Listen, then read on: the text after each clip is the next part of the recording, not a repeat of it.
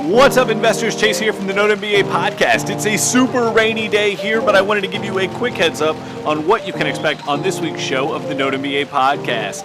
I'm actually testing out a new mic, which is the only reason why I'm trying to record out here in the rain. Hopefully it's coming through okay. Anyway, on this week's episode, we have a conversation with an attorney from Ohio. I met him and his business partner down at the Paper Source Convention out in Vegas. We had a ton of fun. We got into a lot of talks specifically on the topic of seconds. So of course, during the month of seconds that we have going on right now on the podcast, we thought we'd bring him on to talk a little bit about seconds, talk about first, talk about contract for deeds, talk about timelines, which counties to be investing in. I mean, we cover so much ground in this week's show. I highly recommend you check it out right now.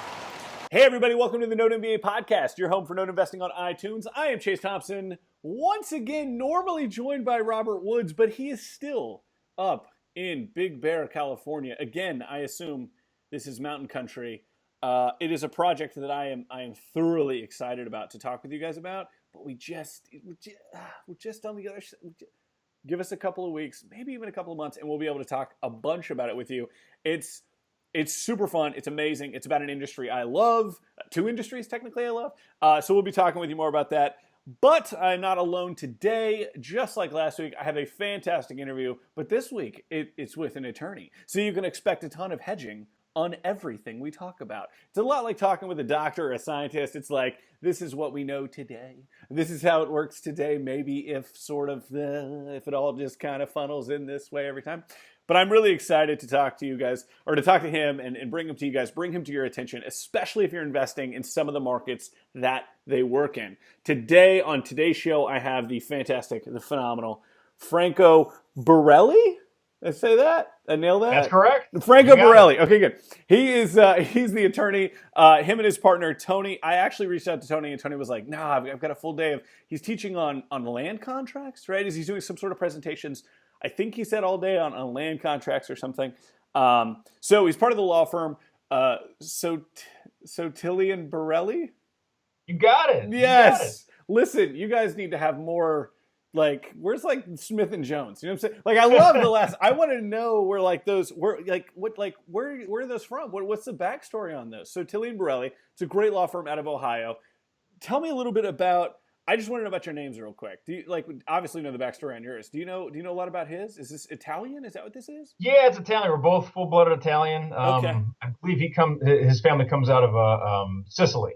Oh, wow. But we're Okay, still cool. part of Italy. But yeah, well, that's the full background. Full-blooded Italian guys, and we do law. I love the rhyming, Sotitile Barile. I love the rhyming, factor. Yes. That's fantastic. Phonetically, it totally is going to screw me over. I literally had to spell them out how they sound, which is not, by the way. We'll include a link in the show notes for you guys to go to their website and all that kind of stuff. Obviously, his name will be in the title of today's episode, so you guys will get that as well, which is a lot of fun. But I actually cheated a little, though, because when I was connecting with you on Skype to do this here interview, you were almost the only American Franco Barile to show. All the rest of them were from Italy, because Skype's international. So I was like, oh, I'm totally going to bring this up. And then I wasn't going to tattle on myself. And of course, I tattled on myself. So it's all good. So you guys run a law firm out of Ohio. We got connected at the Paper Source Symposium out in Vegas recently. And we had some really great conversations about, the reason why I want to have you guys on is because we have a pretty decent sized portfolio in Ohio. So I wanted to just talk about Ohio in general. And then some of the other states that you guys also work in, we also either have portfolio pieces there or are looking to expand, which is obviously something super cool. But with this month being the month of seconds on the Note MBA podcast, we had some really interesting conversations regarding strategies on seconds and all that kind of stuff that I wanted to, as much as we could, kind of bring to the fore on the show, just to talk a little bit about it as potential exit strategies, things to look out for, all of that kind of stuff that we talked about over breakfast. I believe you had the delicious ham and cheese omelet. It was a lot of fun. I did. Great memory. So it was very good. It was a lot. And then the other two guys had steak and eggs. They were just all kinds of, they were going full hog that morning. That was great. Real quick though, give us some backstory. You said you went to school in Michigan, but give us a bit of backstory on kind of where you're from, why real estate specifically, that kind of stuff. Okay, I've always had a business background, so I've always wanted to do something in business, but in the same sense, I also like the law. So, combining a law firm and doing it business minded, I think was the difference in creating this firm. Mm-hmm. Tony has that same mentality. We both grew up with hardworking parents, and they taught us that you work hard and do well, and you'll succeed. So we always had that business mind, and we just both have that same mindset of you can create business even through the law. And I think we've seen that through some of our clientele, that they appreciate that kind of customer service attention we have. But I started back at Thomas Cooley Law School, which is in Lansing, Michigan, and Tony, I believe, was at Transylvania Law. Excuse me, out of Kentucky. Transylvania Law. Yes. That sounds legit. That's what I'm asking. It sounds like a legitimate school, so that's what I'm asking. It sounds totally not like a B-rated movie title. It's a Transylvania Law. That doesn't sound like the B-rated like Twilight fanfic. Like somebody like they graduated from high school and they finally decided to go to law. That's exactly what it is. It's all good. I appreciate it. We both came from legitimate law schools. We both have our licenses, but we lovely. We both were part of large firms, and we saw kind of what the large firm was about. Not to beat them down, but a lot of it wasn't customer service, and we felt like we could do more together, better together. Mm-hmm. And that's why we came together about 2 years ago. And I've always known Tony in the past. We've been good friends. We've been with different firms, and then we just kind of came together. And like I said, with like-minded individuals, we were able to succeed. Yeah, and I mean, y'all had a great presence out there at the event. I don't know how many people you got to meet while you were out there. Most of the time, and I would say, fortunately for you, though you could obviously disagree. I mean, a lot of the time when I saw y'all talking with different people and different individuals, you were talking to, I mean, I don't want to say real investors, but there's a lot of people at a paper source that were kind of getting into the business or, just kind of finding out what note investing is. A lot of the people that are listening to the show, either have a note or they're looking to get a note or something like that. So they're great clients for you, right? Like they're just getting started. They don't have current attorney relationships and things, but you were talking to some like people with portfolio. It looked like to me that you were having some great conversations with some serious investors and what have you. How was the event in general? Just as a quick, before we dive in, did you have a good time out there? Oh, I love the event. It was it's one of the better events that I've been to in a while. And I agree. We attend a lot. We attend a lot of conferences. We also have a collection practice as well. We'll do collection conferences, but this was, a very good conference, especially educationally, with investors like you stated who want to get into that market and maybe say, hey, this note looks good, but I'm not sure about title. I'm not sure if this is really good once I buy it. And that's kind of where we come in. We provide a low-cost procedure that, we can review collateral files before they purchase. Wow, say, hey, super cool. Here's some issues maybe that have come up. So we've done that in the past, and we continue to do that. And, just a shout out, Adam Adams was one of the first one who had sent me files to do that. And I know he was appreciative, and he knows quite a bit of that market. Yeah, and for those unfamiliar, if you just started listening to the show, we had a bunch of kind of new listeners coming either through Paper Source or people that actually listen to us when we tell them to tell 5 other people they know about the Note MBA podcast.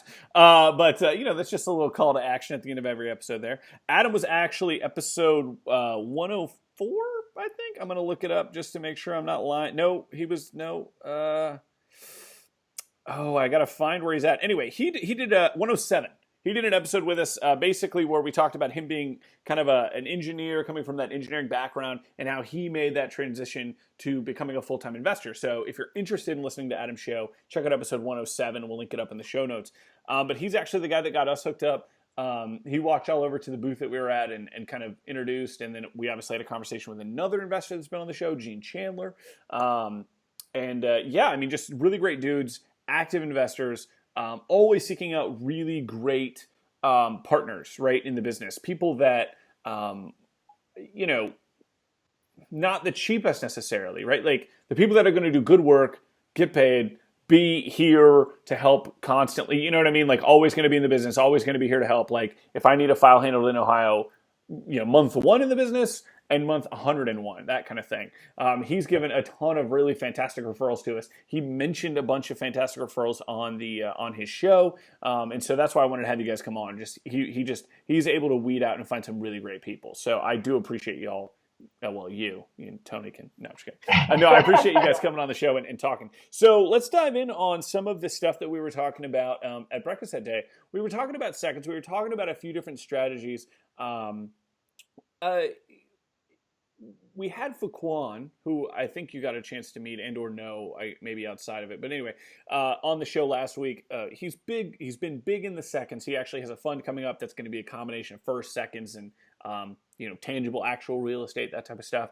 And so traditionally, I mean, I think most of the people that listen to the show know what a second is, right? It's just a second place, second lien holder of a mortgage, typically going to be like a HELOC, something like that, right? Or some variant of a second. Yep.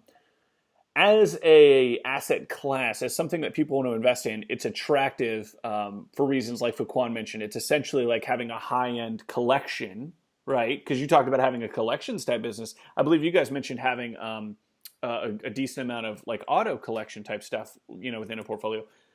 He essentially was like, yeah, it's like having this high-end collection, 30, 40, 50, on up, $1,000 collection that has pretty decent security, right?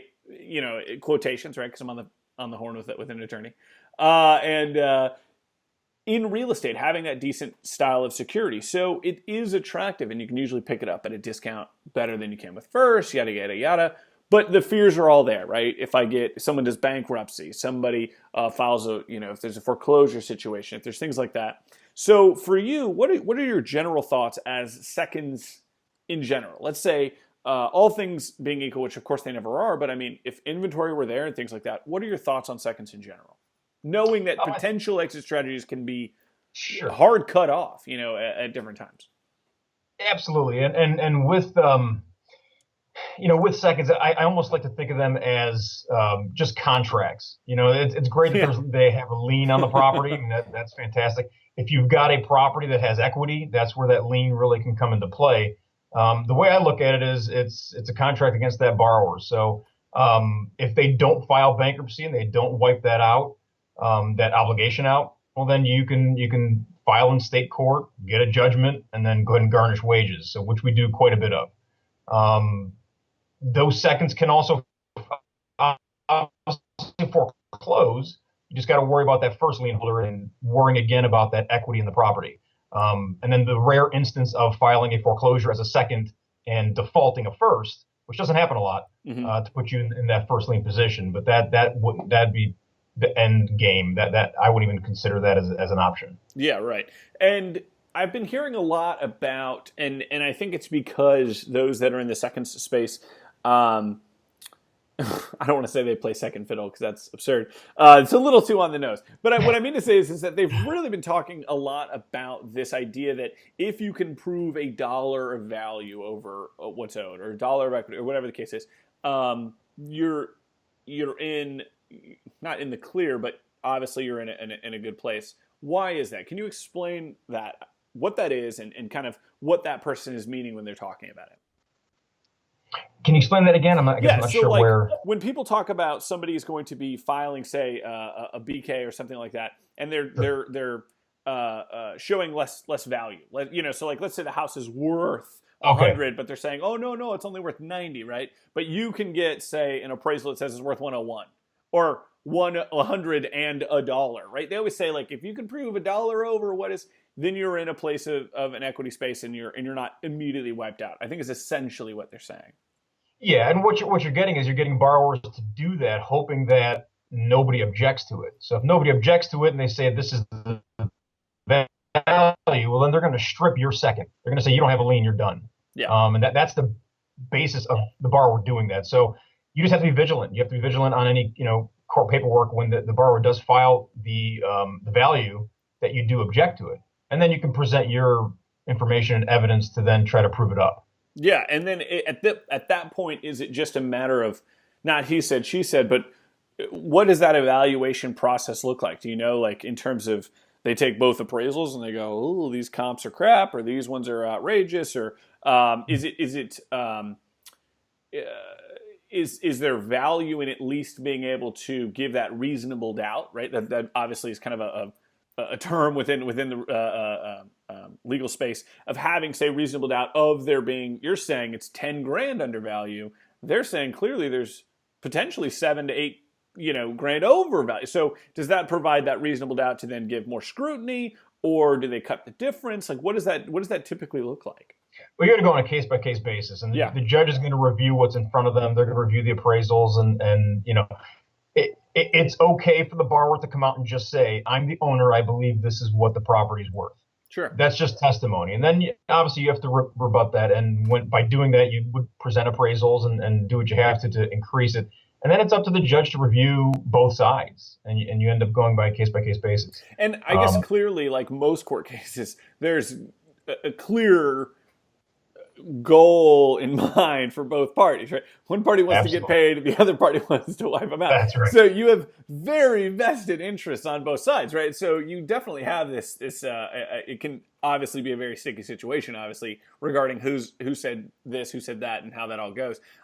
In my history, in my background of being in the mortgage business, if we had a property, say, that didn't meet appraised value because we had an appraiser that did terrible comps, or we were constantly having to battle this with VA loans for some reason. VA appraisers were always just, I think what they were trying to do was almost like what you would try to, well, I say almost what you try to do for a borrower defaulting. That's not a great thing, but, or going to bankruptcy. But what they would almost be trying to do is help the military borrower by not, they didn't want to overshoot valuation, right? Because they wanted to give them a nice baseline for this person in case they got PCS'd out or something like that. So they would constantly just be pulling these comps where you're just like, right. No, like, the sales contract says, 210, and you're saying this thing's worth like 170. Like, I can't, this comp is way the heck over here. This isn't even close to the same square footage. Like, and so we were constantly having to battle.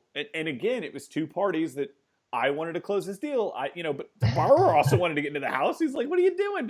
Don't help me by not helping me. But that was something that I experienced a ton of as a mortgage individual. I can't imagine the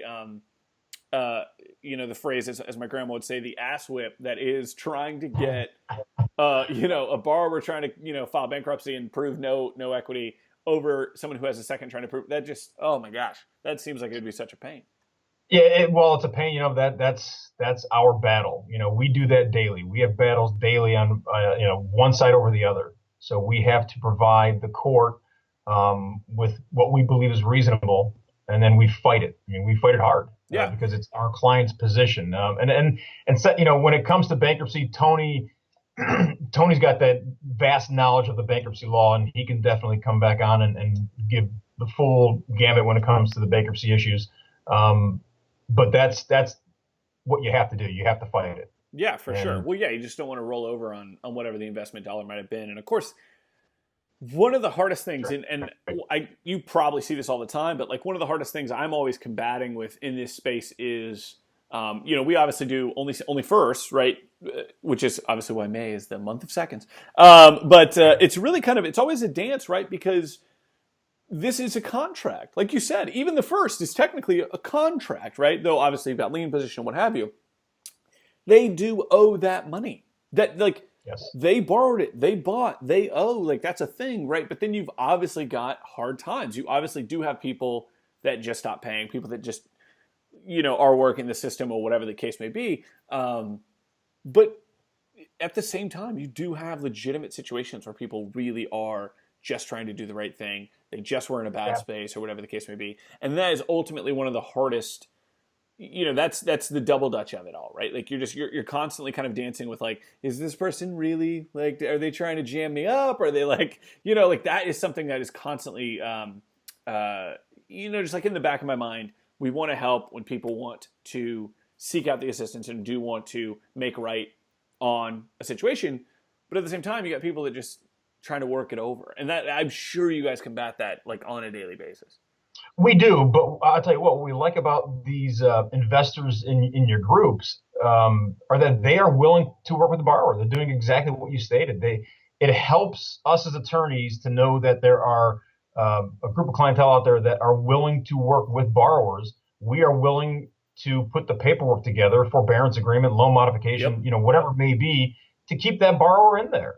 And then there are some, which can turn out to be a lot, that just don't want to do anything. The borrowers just really don't want to do anything, or they're combative, and we just stop them dead in their tracks. We go to the legal process, and we eventually get them that way. Yeah, for sure. Yes, it is nice to have at least investors attempt to work things out with the borrowers.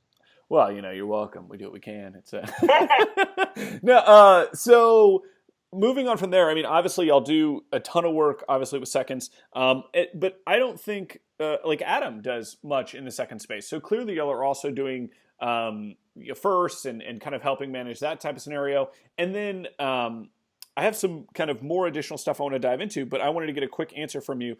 Do y'all call them CFDs in Ohio? Do y'all call them land contracts? What do y'all, is it, because like in Texas, those are technically illegal. You can only have them for about 180 days and you got to re-up, and it's just kind of a pain.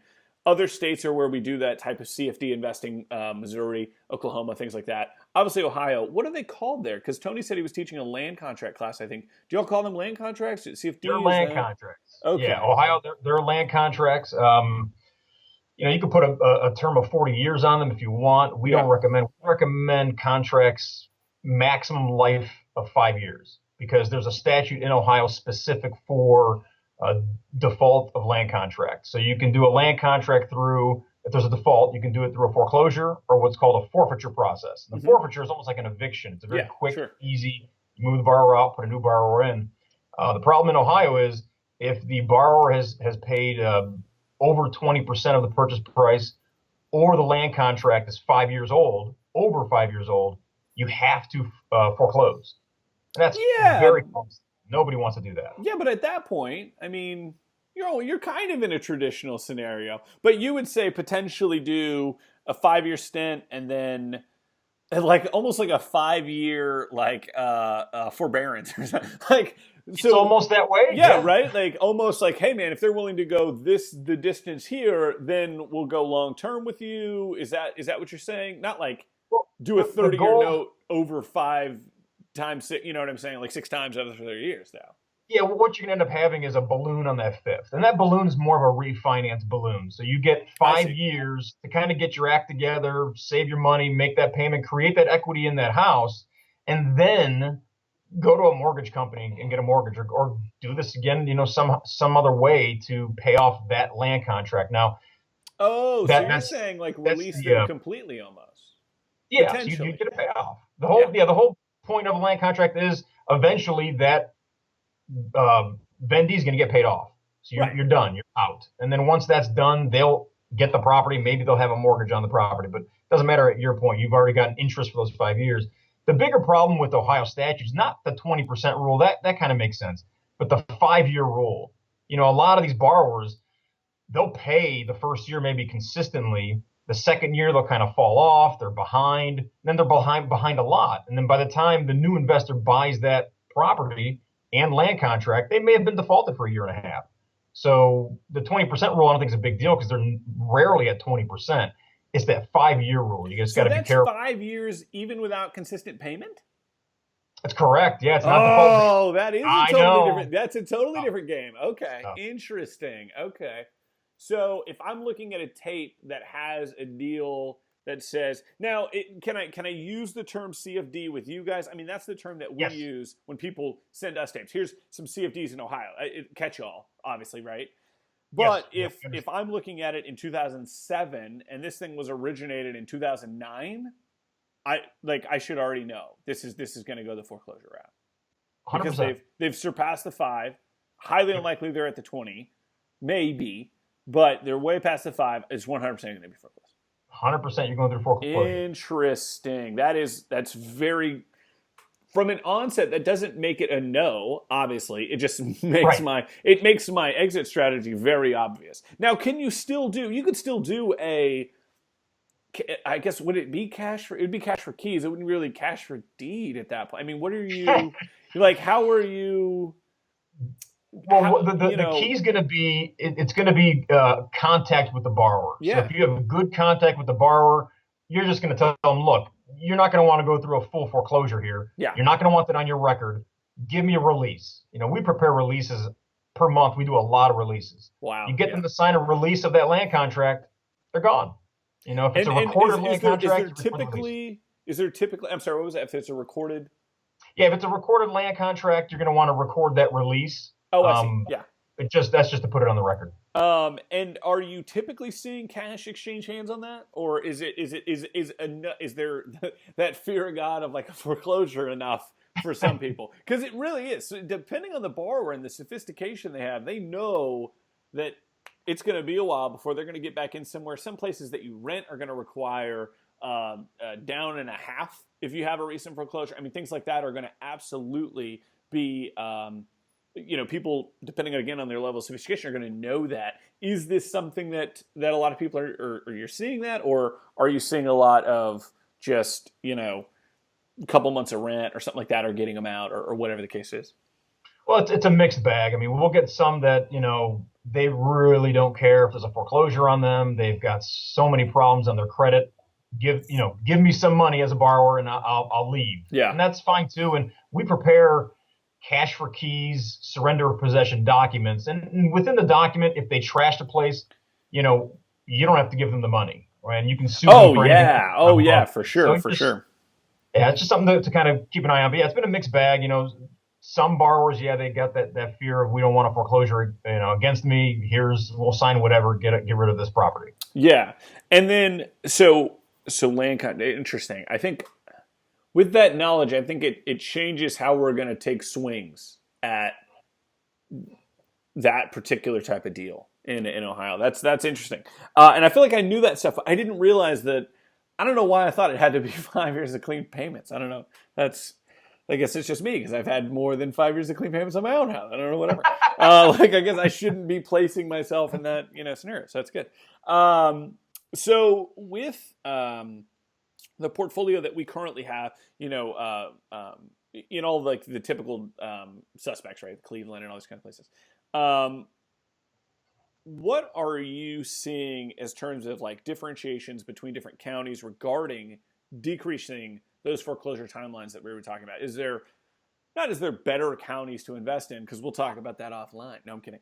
But no, what are there things that we can be doing as investors? Is it just, like Cook County in Chicago or Chicago in Illinois? That's just, but if you know what you're doing, the nightmare you're walking into, yes. The valley, right, that you're going to be walking through. So how is that looking? What's that landscape look like in Ohio? Are there some better counties? And what are some things that we can be doing as investors or working with you guys? What can we be doing? What do y'all do to kind of truncate those timelines?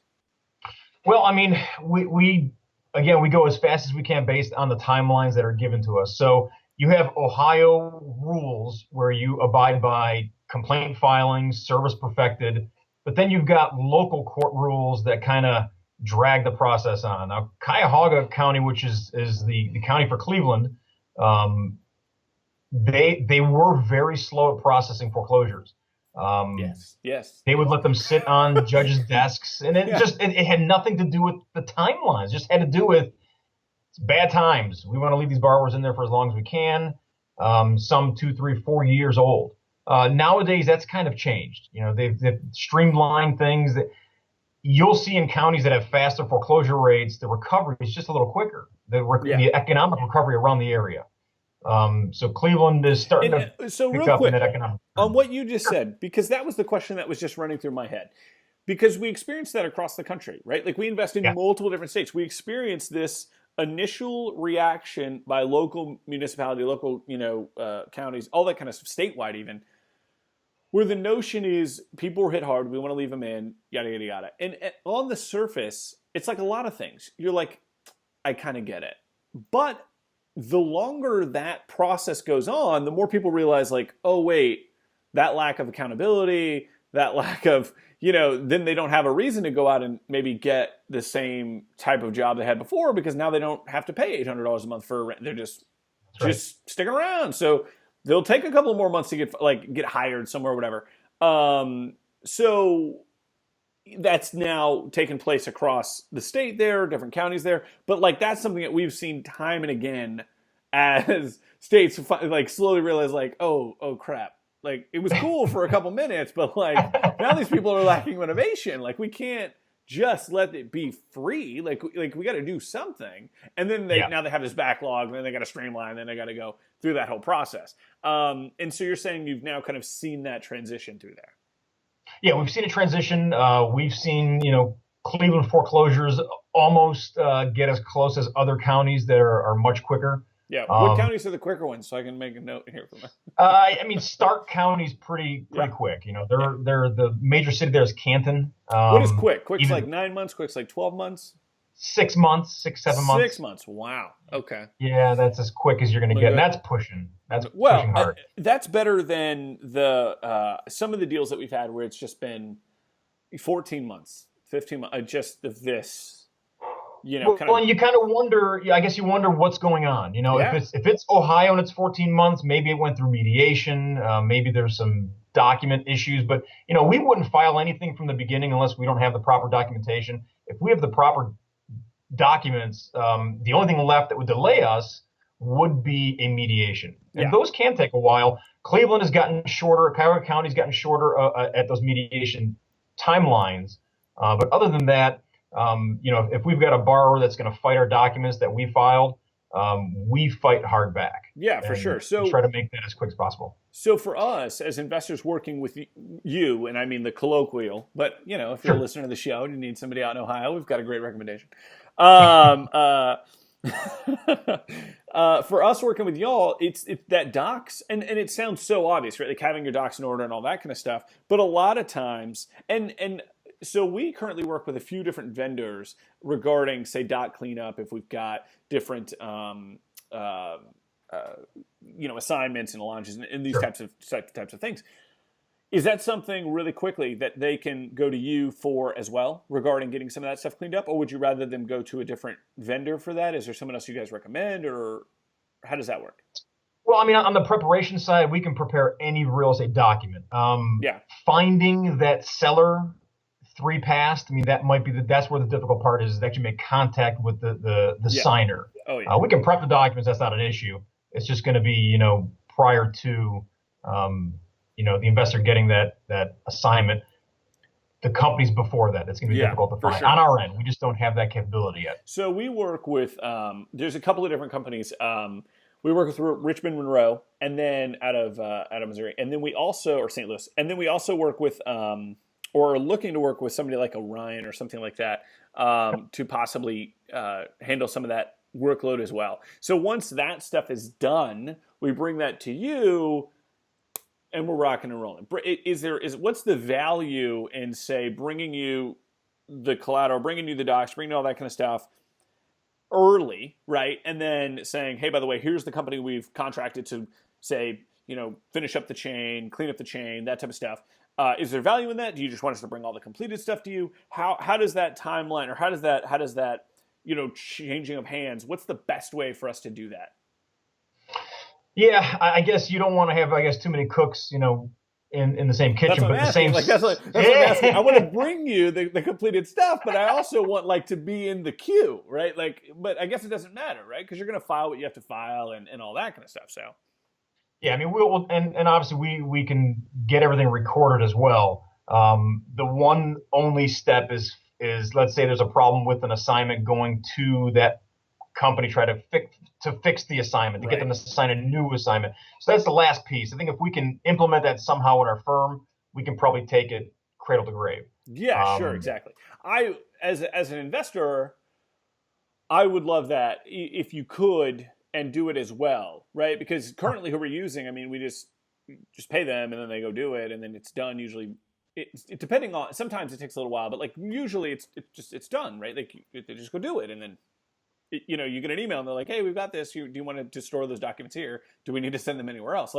It happens pretty quick. So I would say being able to handle that all in one somewhere would just be pretty fantastic. But I don't know what any of that looks like on y'all's end. So I would say it would be great, but it's a lot like, people that say, hey, wouldn't it be great if you did X, Y, Z for you? And I'm like, oh gosh, that would just be so, the overhead alone or whatever. But no, I dig that. So for you, timelines are getting better and or stabilizing might be a better way to say it, right?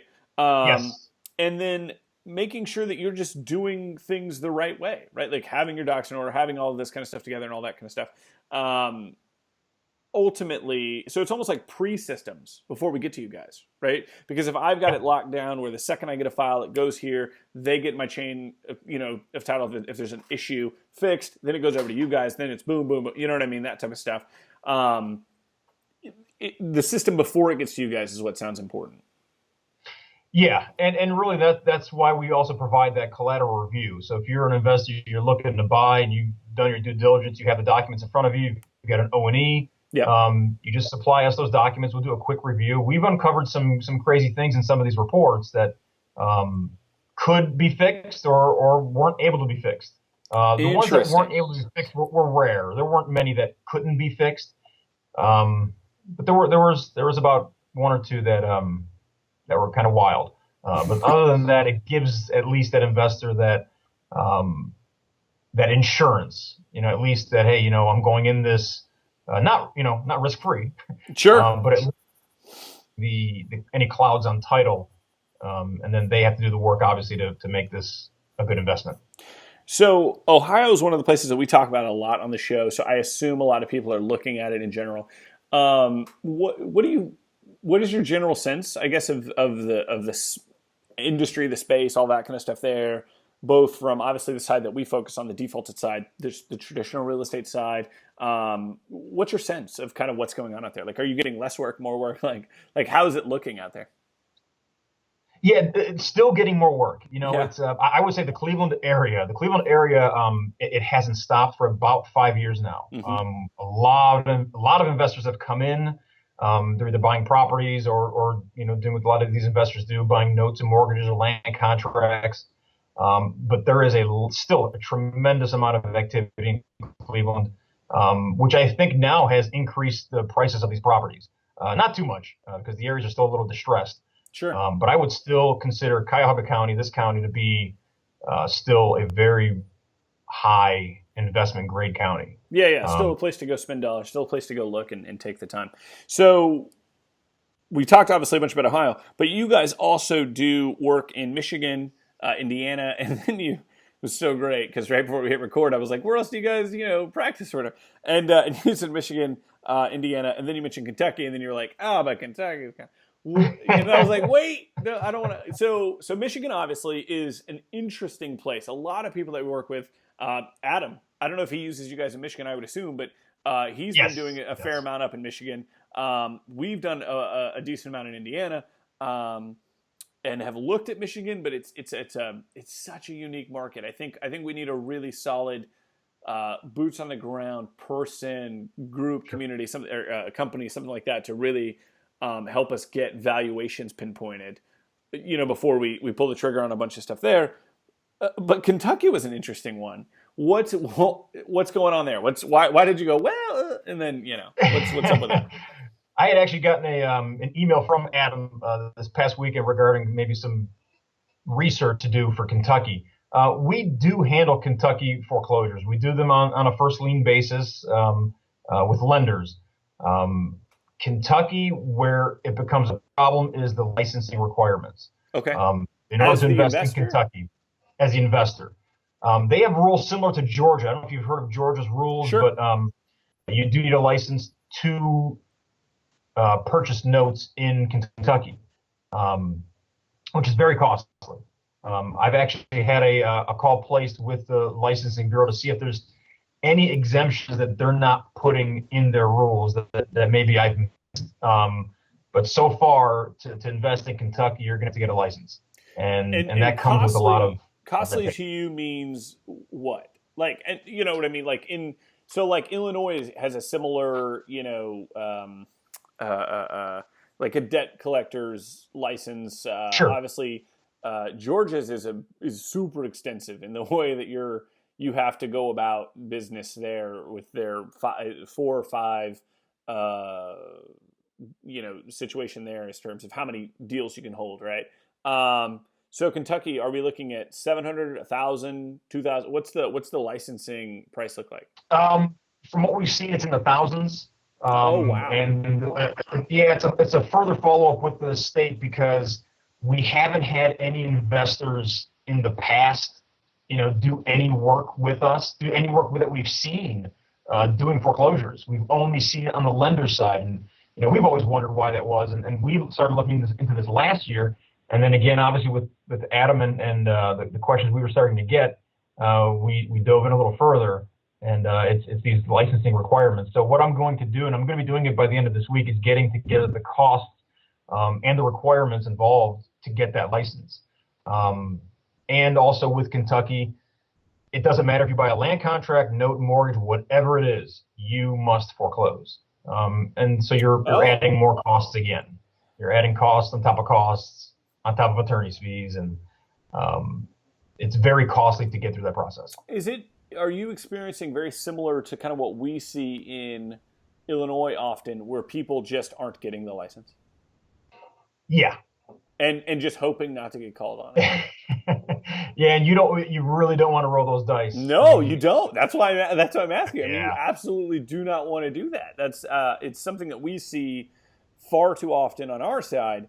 You don't want to do that. And really, I think you have a bigger issue in Illinois because you've got larger metropolitan areas. Kentucky, you've got a lot of outlying, smaller counties, smaller areas that maybe it might not even be worth investing in Kentucky. But in the same sense, if you do, just be careful and double check to see what those requirements are.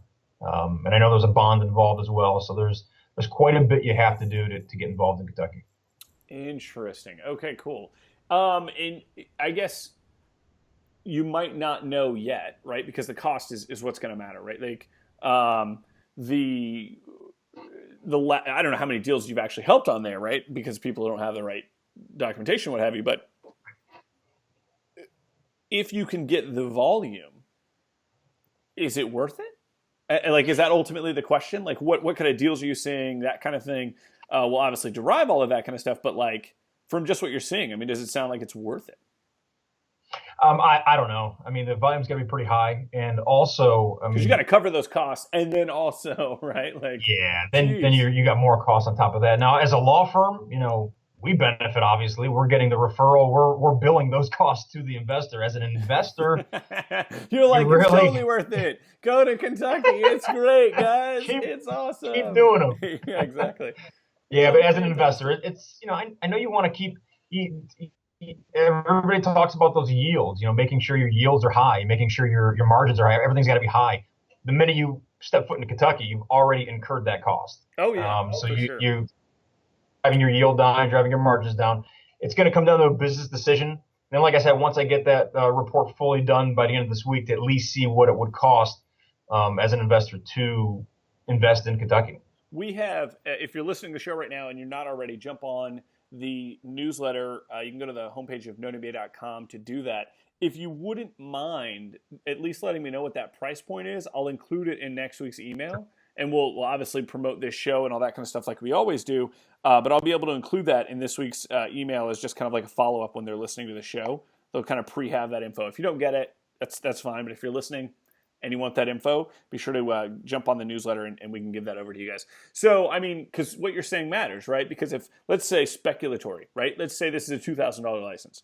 And then foreclosure, we'll put it $3,500. And then we'll put servicing at extra. I mean, very, very quickly, let's just say it's $500 for the timeline or whatever, right? Very, very, very quickly, we're already at $6,000. Boom, we're in on the first deal, right? Yes. So like that, there's my entire, yield, mine as, say, the investor on the first deal. So I better have a second, a third, a fourth, a fifth, right? Right. And hope that they don't then file, a bankruptcy one and then twice, and then find a buddy to then deal, just these bananas things. Last thing I want to ask you, because I want to be super respectful of your time, and I know we're running up against it. We recently talked about on the show, and I cannot believe I didn't bring this up to you in person, because I would have loved to have given you more details. But we had somebody in Ohio, and maybe you can shed some light on this. So we went to go through the process, file foreclosure, all that kind of stuff. So they went through and they filed a bankruptcy the first time. Okay. Sure. Then I think the spouse did the second time or something. And so it was like double delay, right? And then they did something we had never seen before, but apparently is legal in Ohio. they deeded the property to somebody else who then filed foreclosure. You seen this? You ever seen this? Or not filed foreclosure, but filed bankruptcy. Filed bankruptcy, right? Yeah. While I haven't seen this, I really wish Tony was here. Tony has seen these issues. He's done these issues. He can give you a follow-up of exactly what happens in those cases. Oh, we're still dancing through it, no question, right? Like, obviously, but we will definitely. I think we'll be at a point in probably max like 6 weeks or so. So maybe kind of middle of the summer, July-ish, maybe the beginning of July. When we've got to have either both of you come back, Tony come back, whatever. You're delightful. I'm sure everyone would love to see you come back. But no, we gotta have him come back, because that was just a bananas way of seeing a deal have some, like, things come up, no question, but that was just like, what? And then the attorney that we're working with said, yeah, it's legal in Ohio. Not a lot of people know about it. Not a lot of people do it, obviously, but, and I don't know what a lot or not a lot, is, obviously, but I just had never that had never occurred to me that would potentially be something someone could or would do. Like, I don't know if I'm friends enough with somebody that like, who's the person? Like, you can't have that many people. Like, I don't think it's a strategy they're going to be able to do again. Like, there's not that many people I know that, like, I could deed my property to, and then they would file bankruptcy on themselves. Like, it takes a pretty unique circumstance to even all of these dominoes to kind of like fall into place, right?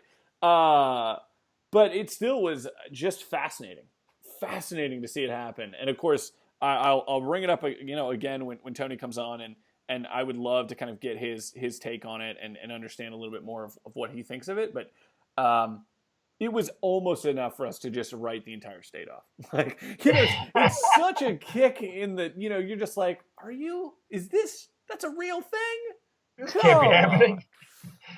It was a little. I know Tony's had some experience with that, and if you're putting it, like I said, a newsletter together, we can shoot you out an email today and give you a little more confirmation on that issue. But strange things happen. Borrowers get crafty. They really do. Like, if you spent that much time and effort just paying your mortgage that you do to not pay your mortgage, I wouldn't even have bought your mortgage. Like, we never would have met. Get this creative with like an entrepreneurial venture, and then I don't even know your name, bud. Like, sorry, I'm done ranting. Sorry about that, Franco. It was just a moment I had to take there. So, last question, obviously, with it being the month of seconds and all that kind of stuff, just in general, one more time, like, do you feel that is still a pretty effective strategy? Are you guys still seeing people with inventory on that? Are you still getting deals come through the door regarding that? Because that's been one of the biggest kind of kerfuffles of it all. Seconds having an inventory issue. Yeah, we I don't know if we've even had a slowdown in that. It's just been a steady stream of seconds, and a lot that we've seen it all over. We've seen, hey, foreclose on this one, sue this one. It's been kind of half and half, and you go out and do the foreclosure route and see if a first files a response, which they normally do, then you continue on the foreclosure process. Maybe the borrower's current on the first, and then that'll bring you in some money as a second by doing that foreclosure. So that's a possibility. But yeah, we see them on both ends. We'll get the referral, and a lot of times it'll be just go ahead and sue them. We know where they work, and garnish their wages, and we do that. Crazy. Well, I appreciate you taking the time. I will relish in the opportunity I have to talk to Tony about that absolutely ridiculous scenario. I cannot wait to talk about that. That's going to be fantastic. Really quickly, before you head out, of course, everything we've talked about will be in the show notes, but where can people find you, Tony, you guys, on the web, connect with you on LinkedIn, send an email? What would be the best way to kind of have people, if they're looking for somebody in the area to either start contracting with or ask some questions before they buy a deal or whatever the case is? Well, you can first go to our website. It's sotileandbarile.com. And also by email, if anybody's got the spelling of the name, it's franco.barile@sotileandbarile.com. So we've got a long email address there, but we if you check out the website, we're there. Our contact information is there. It shows both of our office addresses and phone numbers and emails and faxes. So please hit us up on that website, and we'd love to help out any investor out. For anybody like me who's not a Scrabble champion, and you and you need that, and you don't care to go check out the show notes because you should do that, but who does that, right? So Barile is going to be Barile, and Sotitile is going to be Sottile. That's correct. Okay, well there you go. Winner. There we have it. Great spelling. I want to thank you so much. Cannot wait to have you guys come back, talk a little bit more about the nitty-gritty that is investing in Ohio. Hopefully, we'll dive in a little bit more on Michigan if we can get a deal between now and then in that state to kind of start diving in on some of that kind of stuff. And then, of course, I'd love to hear more about Kentucky. I've never even really thought to pull the trigger there, just haven't come across a deal that really looked like it made sense from our ROI perspective. On top of the fact that I didn't know about having to necessarily have an out-of-pocket, situation. Not only cost, but if you could find out, and you might already know this, but the timeline would be great. Like, what is that? Does it take a certain, month and a half of vetting, or like, is it just pay them, just pay the money and whatever? And it's just like, like it is in Illinois or whatever. So just any understanding on timeline and cost would be great. Because again, if you're looking to go heavy into Kentucky, that's going to matter. But if you're just looking to pick up like 3 and it takes 3 months to get approved or something, that matters too, right? So any understanding on timeline and or cost would be extremely helpful. Thank you so much, Franco. I appreciate it so very much. Thank you for having me. Absolutely, I really appreciate it. As always, guys, thank you so much for being a part of this week's episode. If you have not already, be sure to head over to Note MBA. Jump on the newsletter to get the information from Franco. It'll be like a great little 1-2 punch with this week's episode. If you have not already, be sure to head over to iTunes, give us a rating, give us a review, and of course, subscribe. And be sure to tell 5 other people this week about the Note MBA podcast. We'll catch you guys next week.